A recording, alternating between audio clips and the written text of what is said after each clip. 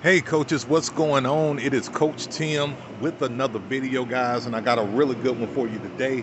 I'm going to talk about what do you do with rogue coaches, particularly rogue assistant coaches.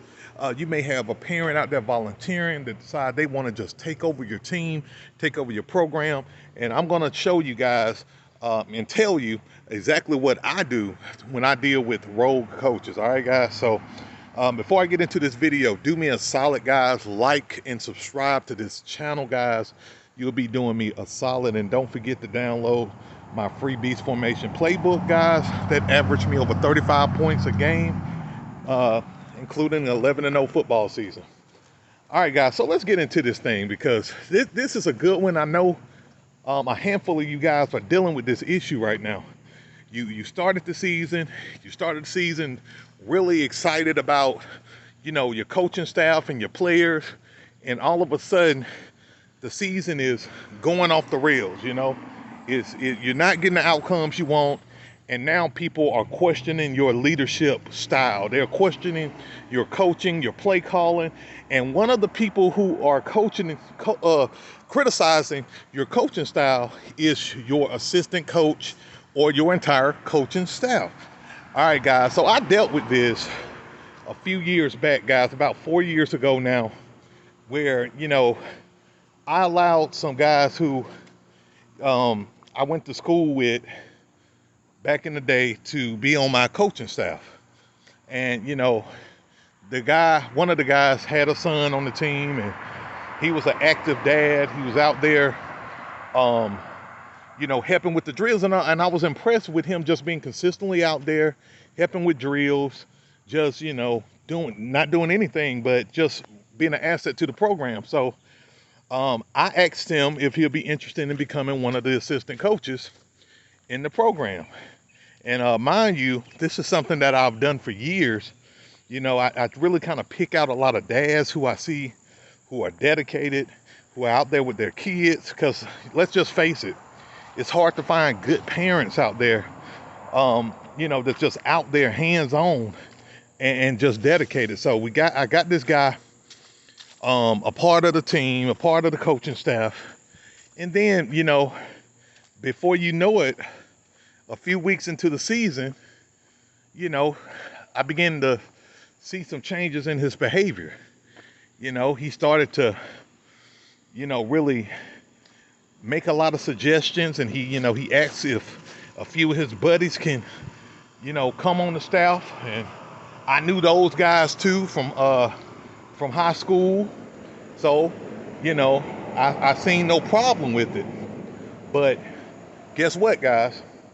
After a few weeks, I'm over here bumping heads with these guys because they're questioning, plays, play design, play call, my leadership philosophy. And this is my thing, guys. This is my rule with that. You can always question, my vision for my program, but you're not going to just try to change or combat against my vision. If you confused about something, got a question about something, I'm more than happy to talk to you and explain. Or even if you have a suggestion, that is fine. My coaches, even this year, my coaches know if they got a suggestion or something, I'm all for it, as long as it's, not trying to sabotage or uproot something that's going on. So that's not a problem. But when the coaches are trying to straight up change your philosophy, your practice days, your routine of how you do things, the way you coach your kids, blocking rules, the whole 9 yards, that's when it becomes a problem, guys. And this is how you deal with this situation, all right?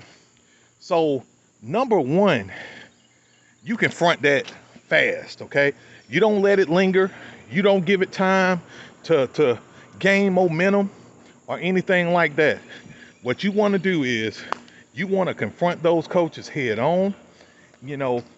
I usually, and this is something I would recommend, you don't want to just call the guy out in the middle of everybody. You want to be respectful, and you want to, after the practice, you have a coaches meeting, and you let them know that, this is going to be the roof. So for example, if somebody was to question me about running the Beast offense, right? I'm going to tell them, look, I'm running the Beast offense exclusively this year. Rain, sleet, or snow. And, that's just what it's going to be. If you have a problem with it or anything, I understand. But this is what it's going to be this year. And so I'm very firm and direct, when it comes down to these things, because, guys, I've done this long enough to know that when a person feel like they can, overstep their bounds with you, they're going to try you, okay? And so I set the precedent real strong at the beginning of the season that, what our game plan is, what we're going to do, how we're going to do it. So there is a clear boundary line as to how far to go. So number one, I'm going to confront that issue head on as soon as I see it, okay? So number two, let's say you confront the issue and it continues. And let's say now, this person has gotten a few of his buddies who's on your coaching staff and some parents, on board. What I do is I have another meeting, and I even have counseled practices and say we're not going to have another practice until we have a meeting with these particular people. I isolate the issue, okay, guys? I don't like to get everybody involved in these kind of issues. I isolate the issues with the perps who are involved, and I have a meeting with them. And again, I confront the issue. I hear their concerns. I see if their concerns are legit. And if their concerns are just selfish, such as, let's just use the Beast offense example. If they say, well, I feel like you should run the I formation instead of the Beast offense. Or I feel like you're not doing a good job coaching, and I feel like I need to take over as offensive coordinator and run spread. Like if they're coming at you like that, that's when you have to shut things down, being the head coach or the program director, and let them know that these are my standards, my guidelines. This is my program, and these are the guidelines. And this is why it's so important, guys, to make sure you create a coach's agreement at the beginning of the season. Make sure you have a really good coach's agreement to where they sign and they understand what's going on. That's something I made sure I did, that my coaches sign a coach's agreement, that if they cause any conflict, problems, things of that nature, they can be asked to be removed. So now let's say, guys, you went through step one, you confronted that individual head on. Number two, you confronted him again, or the group, the cavalry that he's built around him. Now, mind you guys, this applies to coaches, cheer coaches, parents, any volunteers. This can apply to anyone associated with your program, okay? All right, so number three, the third option that I would do, I would go to your league administrators, who's ever the president of your league or the program director of your entire league. Go to them, make them aware of the situation, okay? Make them aware of the situation. Also, let them know, ask them for their advice or what they would recommend, and then share with them what you want to do. You may say, hey, I don't want them to go. I just want to make sure there's a clear line and a boundary established, right? I know for me personally, guys, my 3-strike rule is, 3 strikes you out. I'm just going to ask you to leave. So I'll go to the league administrators, let them know, look, we want this guy out. This is what we're going to do. This is what's been going on. This is what I want to do, but I want to come to you first to see what you recommend based off of the information that I provided to you. And so step 3, I go to the league administrators, let them know the situation. 9 times out of 10, the administrators will say, look, if they continue to do what they're doing, you can ask them to leave.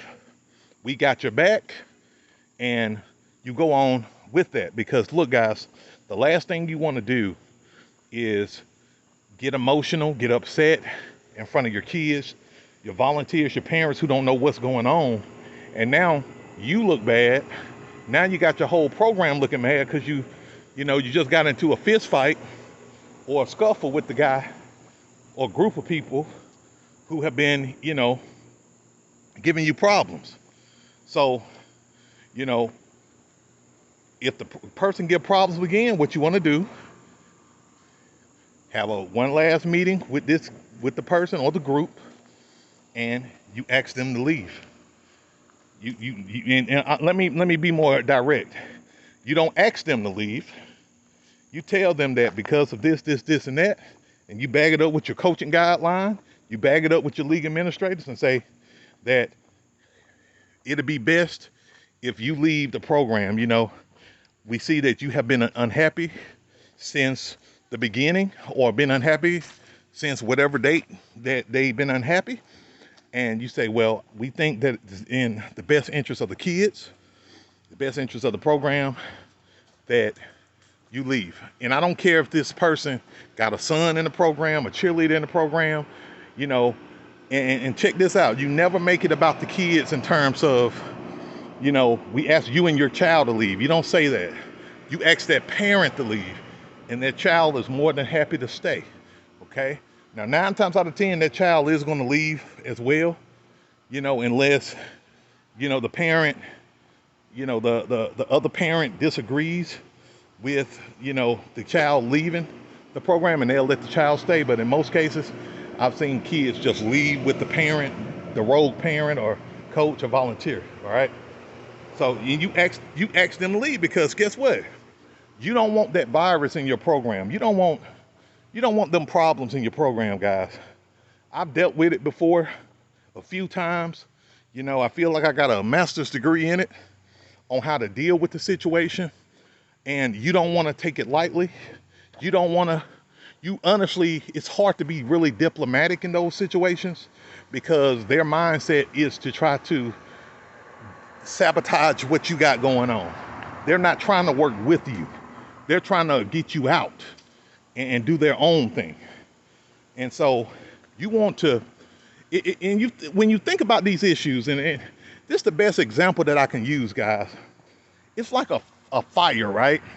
It's like a forest fire.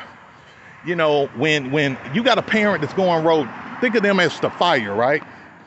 And you want to isolate that fire and deal with that fire before it spreads, okay? You want to deal with it as fast as possible. The longer you let it linger and you let it kind of hang around, it's going to catch other things on fire.